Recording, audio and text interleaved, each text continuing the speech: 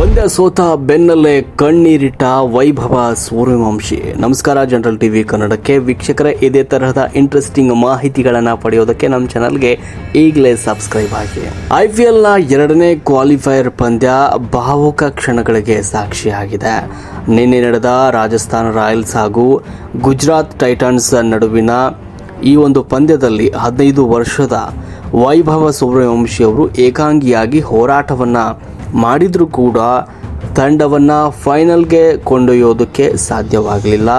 ಇದೇ ನೋವಿನಲ್ಲಿ ಮೈದಾನ ತೊರೆದ ವೈಭವ ಸೂರ್ಯವಂಶಿ ಅವರು ಡಗ್ಔಟ್ಗೆ ತೆರಳಿ ಪ್ರಶಸ್ತಿ ಸಮಾರಂಭ ನಡೀತಾ ಇದ್ದರೂ ಕೂಡ ವೈಭವ್ ಏಕಾಂಗಿಯಾಗಿ ಕುಳಿತು ತಮ್ಮ ನೋವನ್ನು ತೋಡಿಕೊಂಡಿದ್ದಾರೆ. ಈ ವೇಳೆ ಅವರ ಕಣ್ಣಲ್ಲಿ ನೀರು ಕೂಡ ಬಂದವು.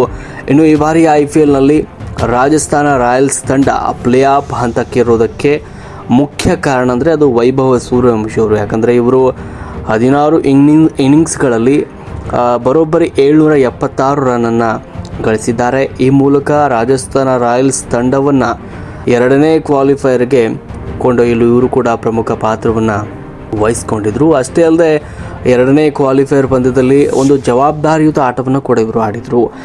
96 ರನ್ಗಳನ್ನು ಬಾರಿಸಿದ್ರು. ಆದರೂ ಕೂಡ ರಾಜಸ್ಥಾನ ರಾಯಲ್ಸ್ ತಂಡಕ್ಕೆ ಗೆಲುವು ಸಿಗಲಿಲ್ಲ.